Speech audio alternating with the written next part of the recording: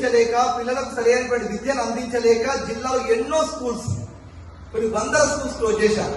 కానీ 1998 నుండి ఇప్పటి వరకు ఎన్నో వందల వేల మంది విద్యార్థులను విద్యను అందిస్తూ కంటిన్యూస్ గా పేరెంట్స్ సపోర్ట్ తీసుకుంటూ, పేరెంట్స్ నొప్పిస్తూ, నేను ఆశ్చర్యపోయాను.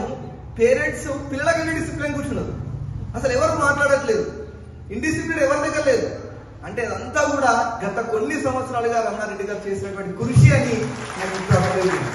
ఒకటే ఏ స్కూల్లో పనిచేసేటువంటి, నడిపించేటువంటి ఆ యొక్క కరస్పాండెంట్ ఉండేటువంటి ఉద్దేశం ఒకటే ఉంటుంది. డబ్బులు సంపాదించాలంటే ఈరోజు బయటకు వెళ్తే రియల్ ఎస్టేట్, గోల్డ్, సిల్వర్ చాలా ఉంటాయండి. డబ్బులు సంపాదించాలంటే ఇది ఒకటే కాదు, సమాజంలో మంచి విద్యార్థులను పంపించాలా. ఎందుకంటే సమాజంలో మా పిల్లలు కూడా అక్కడ చదువుతారు, మా పిల్లలు కూడా సమాజంలో ఉంటారు, మేము కూడా సమాజంలో ఉంటాం. అవునా, ఇక్కడ చదివిన విద్యార్థుల తర్వాత లాయర్లుగా, డాక్టర్లుగా, ఇంజనీర్గా, టీచర్గా తయారవుతారు. ఎంతో మంది నాకు తెలిసి సాఫ్ట్ స్టూడెంట్స్ ఇక్కడ టీచర్గా వచ్చారు కావచ్చు. అవునా, ఎంతో మంది సార్ యొక్క స్టూడెంట్సే లాయర్లు, డాక్టర్లుగా బయట కనబడుతుంటారు. అవునా కదండి, వాళ్ళ దగ్గరికి మళ్ళీ మనం ట్రీట్మెంట్కి వెళ్తుంటాం. కాబట్టి మంచి స్టూడెంట్స్ ని సమాజానికి అందిస్తే ఆ సమాజంలో మనం కూడా ఉంటాం, సమాజం బాగుంటుంది.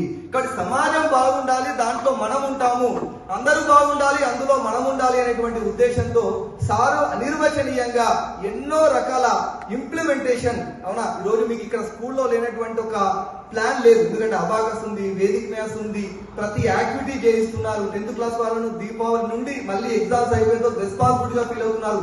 మంచి మార్కులు సాధించిన వాళ్ళకి